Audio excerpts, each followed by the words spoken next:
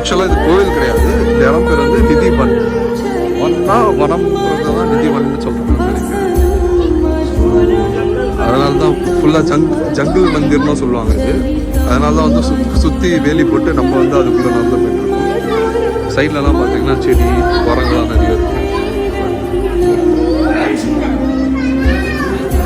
Jungle மந்திர்ன்றாங்க இது. ஹிந்தியில் வந்து நிதிவன் அப்படின்றாங்க.